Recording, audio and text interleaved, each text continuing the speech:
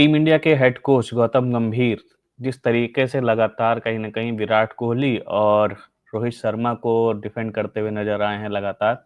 अभी-अभी बीच में अभी प्रेस कॉन्फ्रेंस में उनसे सवाल पूछा गया था, जहाँ पर उन्होंने साफ तौर पर कहा था कि जिस तरीके से अभी तक टीम इंडिया के लिए रोहित शर्मा और विराट कोहली परफ़ॉर्म करते हुए आए हैं, उनमें वो हंगर दिखती है और वो भूख दिखती है, जिसकी वजह से वो टीम इंडिया के साथ अभी भी जुड़े हुए हैं और चैंपियंस ट्रॉफी में वो कमाल करके दिखाएँगे।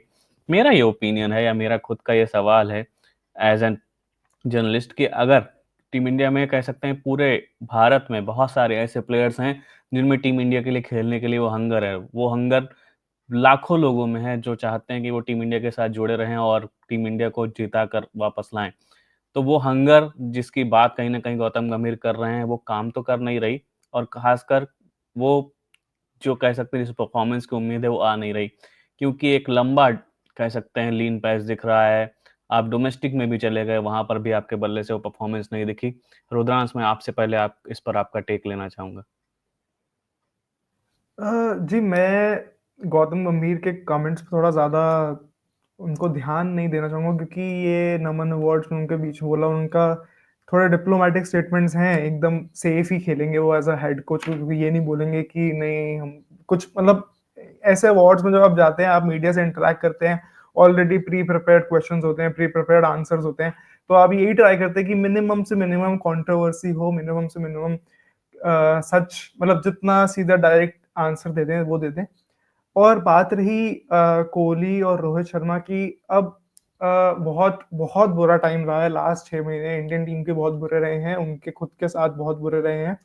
डोमेस्टिक क्रिकेट में भी आके कोई सॉल्यूशन नहीं दिखा है, बट आई थिंक जो अब 3 मैच की सीरीज आ रही है, ओडीआई सीरीज और फिर चैंपियंस ट्रॉफी आ रही है, वो हम लोग थोड़ा पॉजिटिवली देख सकते हैं, क्योंकि ओडीआईज एक अलग फॉर्मेट है और ओडीआईज इन दोनों का ही फेवरेट फॉर्मेट रहा है हमेशा से। सबसे ज्यादा कंफर्टेबल ये लोग हमेशा से ओडीआईज में रहे हैं, बहुत रन बनाए हैं ओडीआईज में। और उससे भी ज्यादा टी20 चलो रिटायर हो गए हैं, टेस्ट में ओडीआई में कंडीशंस भी थोड़ी आजकल बहुत फ्लैट हो गई हैं, और उनको एक परफेक्ट टाइम मिलता है अपनी इनिंग सेटअप करने के लिए, अपने पेस से खेलने के लिए, और उस चीज में वो लोग मतलब there is no one better than Rohit Sharma and Virat Kohli in that sense. So format change होगा, I think we can expect some change in their forms as well, in their consistency as well, और फिर I think we can all hope and expect कि England series में हमको signs दिख जाएंगे कि हाँ ये वो they are back to their best, and Champions Trophy में we can expect them to do well. Akash भाई आपका क्या टेक है? ये जो खास ये जो अनिमेश हंगर अपने वाला हाँ हाँ ये हाँ देखिए, हंगर वाला जो स्टेटमेंट है, ठीक है, पहले तो हमें ये देखना होगा उन्होंने दिया कहाँ है।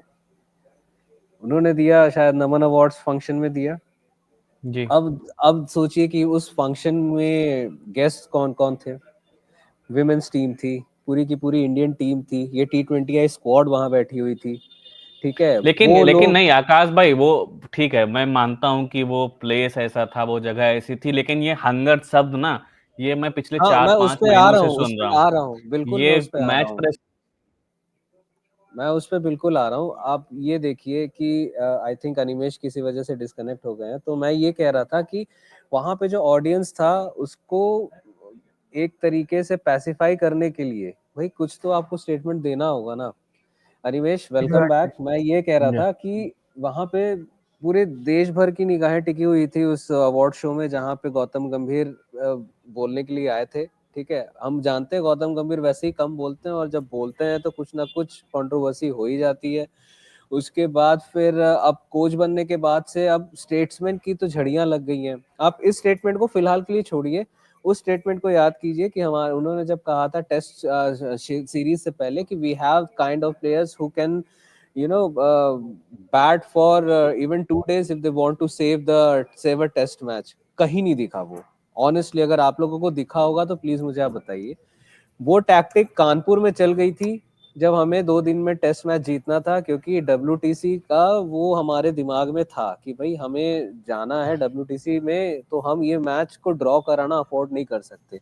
उनके फेवर में काम कर गया। बांग्लादेश उस लेवल का, उस स्टाइल का क्रिकेट खेलती नहीं है, तो वो हार गए। लेकिन उसके बाद जो हुआ वो क्या, अब आते हैं हंगर वाली बात पे। आप रोहित शर्मा का जो 20 वर्ल्ड कप जीतने के बाद, T20 वर्ल्ड कप जीतने के बाद, जब बीसीसीआई का इंडियन क्रिकेट टीम का नया सीजन शुरू हुआ, होम फिक्चर्स शुरू हुए, बांग्लादेश, उसके बाद न्यूजीलैंड, उसके बाद फिर आपका बीजीटी, और उसके बाद रणजी ट्रॉफी में सारे धुरंधरों की वापसी। वो भूख अगर है तो उस भूख को भाई खत्म कीजिए ना आप। अगर आप इंसान हैं, आपको भूख लग रही है, आपको खाने के लिए नहीं मिल रहा है, कुछ खाना भोजन नहीं मिल रहा है, so you have to put that effort to search for that food. अगर या तो फिर वहां पे आपके पास दो ऑप्शंस आ जाते हैं कि you eat just to calm down yourself, कि बस भाई हमने भूख शांत करने के लिए तो खा लिया, ठीक है, और उससे का अगला एक स्टेप होता है कि नहीं, मुझे I want to feed on different kind of menus, different cuisines, है ना, डिफरेंट डिशेस। अब भाई कोई घर बैठे आपके मुंह में अगर चम्मच में डाल के खिला दे तब बात अलग है, लेकिन यहाँ पे तो वो केस है नहीं, वहां पे उनको एफर्ट मारना होगा। तो आप विराट कोहली और इनके चलिए, कोहली के खाते में एक पर्थ में एक 100 आ गया, 190 और रन के साथ उन्होंने अपना सीरीज खत्म किया, लेकिन भाई विराट और रोहित शर्मा के साथ क्या। अच्छा चलिए ठीक है, ये भी एक नसीहत दे दी गई कि भाई आपको जो है ओडीआई खेल, सॉरी, डोमेस्टिक क्रिकेट खेलना है, whenever you are free, आप टेस्ट इसमें रणजी ट्रॉफी में वापसी वापसी करते हैं, आप एक मामूली से रणजी ट्रॉफी मैच को, जो कि दिल्ली में भी नहीं होने वाला था प्राइमा फेसी, रेलवेज का, ये रेलवेज होस्ट थी इस मैच में, रेलवेज का जो होम ग्राउंड है वो दिल्ली से हटके अब आसाम जा चुका है। आसाम ने लॉजिस्टिकली, आसाम के पास चैलेंजेस थे, वो वहां पे मैच नहीं करा पाई। तब दिल्ली आया, विराट कोहली ने अपनी अवेलेबिलिटी बताई एक रात पहले, तब जाके वो स्क्वाड में आए, उसके बाद उनका नाम आया, तो फिर जो मजमा लगा 3 दिन कोटला में, वो देखने लायक था। ठीक है, सब कुछ फेयर इनफ है, लेकिन मुद्दा यहाँ पे ये है, आपके बल्ले से तो वहां भी रन नहीं बने ना।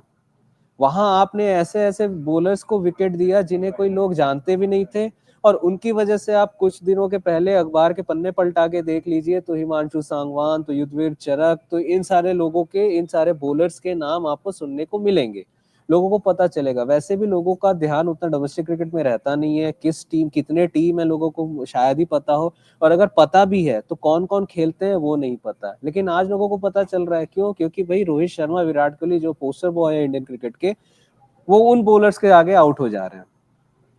तो और हिमांशु सांगवान का नाम भी लोगों ने जाना इस तरीके से कि हिमांशु सांगवान ने विराट कोहली का विकेट लिया, और वो ऑरा वाली जो वो कह सकते हैं रील्स और मीम्स वायरल होते हैं ना इंटरनेट पे लगातार, जो हिमांशु सांगवान की प्राइवेट आईडी पर भी जा जाके लोगों ने गालियां बख्शी हैं कि भाई वो जेंजी जो क्रिकेट फैंस हैं विराट कोहली के, उन्होंने लगातार उन पर जो गालियां बरसाई, जो लगातार उनको टारगेट किया, ये मुझे कहीं से जायज नहीं नजर आया। और मुझे लगता है विराट कोहली के बल्ले से रन नहीं निकल रहे तो ये सवाल उठना लाजमी है, इसमें हिमांशु सांगवान को सेलिब्रेट नहीं करना चाहिए, इस बात का कहीं तुक नहीं बनता मुझे लगता है। आप लोगों का ओपिनियन भी मैं ये जानना चाहूंगा, क्योंकि लगातार एक तरीके से जो इमेज क्रिएट हो रही है, और गौतम गंभीर का भी मुझे अब इसमें जिस तरीके से वो बैक करते नजर आते हैं, मुझे लग रहा है गौतम गंभीर जिस तरीके से इंडियन टीम के हेड कोच बने थे, हम उम्मीद कुछ और कर रहे थे, चीजें कुछ और देखने को मिल रही हैं।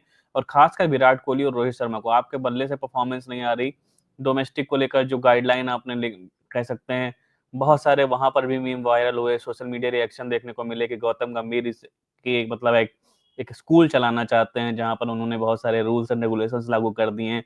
वो रूल्स और रेगुलेशंस लागू करने के बाद भी पल्ले से परफॉर्मेंस नहीं आ रही ना। मुझे नहीं लगता कि रेगुलेशंस लागू करने से परफॉर्मेंस बेटरमेंट होने का कोई स्कोप दिखता है। ये ओपिनियन भी मैं जानना चाहूंगा, और फिर आप आगे सामने आकर डिफेंड भी करते हो, तो मेरी समझ से ये बाहर है। फिर आपको सामने से आकर ये कहना चाहिए कि आप रोहित शर्मा हो चाहे विराट कोहली, आपके बल्ले से रन नहीं निकल रहे, आप टीम से बाहर का रास्ता देखिए, जिसके बल्ले से रन आ रहे हैं वो स्क्वाड में जगह बना कर रहे। तो ये ओपिनियन कहीं ना कहीं ये चीज होनी चाहिए जो लॉजिकल लगती है, लेकिन वैसा हो नहीं रहा। रुद्रांश, आपका कमेंट जानना चाहूंगा मैं इस पे। मैं आपसे एकदम एग्री करता हूँ भाई। ये जो लास्ट 6 महीने हम देख रहे हैं, थोड़ा स्टार्टिंग से ही लग रहा है, अभी की बात नहीं, न्यूजीलैंड सीरीज से लग रहा है कि इस गाड़ी के दो ड्राइवर हैं, दो अलग अलग डायरेक्शन में चल रही है गाड़ी, और इसलिए कहीं जा नहीं पा रही है।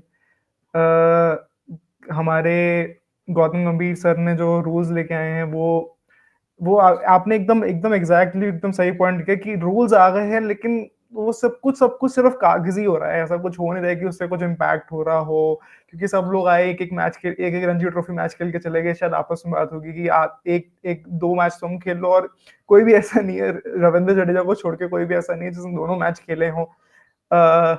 सेकंड मैच मुंबई वाले लोगों ने मिस करा, उनको बोल दिया गया कि नमन अवार्ड्स है इसलिए मिस हो रहा है। अगर नमन अवार्ड्स में तो विराट कोहली, नमन अवार्ड टाइम में विराट कोहली भी तो खेल रहे हैं, केएल राहुल भी तो खेल रहे हैं, उनको नहीं जाना नमन अवार्ड्स में।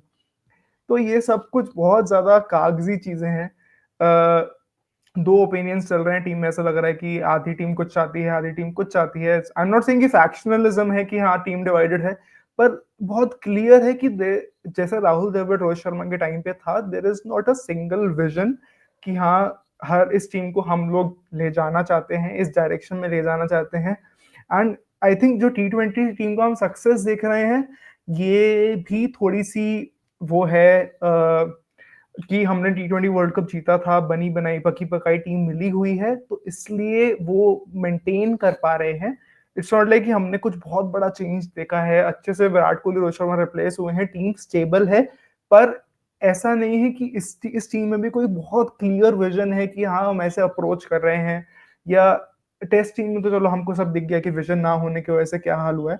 अब होपफुली अब ओडीआईज आ रहे हैं, एकदम फॉर्मेट चेंज हो रहा है, पहले 3 ही ओडीआई खेले थे, अब लंबा ओडीआई का थोड़ा टाइम मौका मिलेगा। अब देखते हैं कि ओडीआईज में क्या आइडिया लेके आएंगे, क्या अप्रोच लेके आएंगे, क्योंकि India has always been a good ODI team. हम लोग आईसीसी ट्रॉफीज नहीं जीते हैं, लेकिन परफॉर्मेंसेस बहुत कंसिस्टेंट रही हैं, बहुत ज्यादा कंसिस्टेंट रही हैं। T20s में भी बहुत परफॉर्मेंस ऊपर नीचे होती है, लेकिन ओडीआईज में हमेशा कंसिस्टेंट रही हैं। इस बार अब देखते हैं कि क्या वो चीज मेंटेन करी जा सकती है, ये टीम वो मेंटेन कर पाएगी, क्या वो एक अपना साथ जुड़ के एक कोहेसिव विजन दिखा पाएगी, या फिर उसी तरह दो रास्ते में बढ़ जाएगी, आधा आधा, कुछ इधर होगा कुछ उधर होगा, और वो हुआ फिर और कंट्रोवर्सीज होंगी। और फिर आपको पता ही क्या होता है, फिर इंडियन टीम में फिर एक ना एक कोई जना बाहर होता है, कोई नया कोच आता है, फिर ही नई शुरुआत हो पाएगी।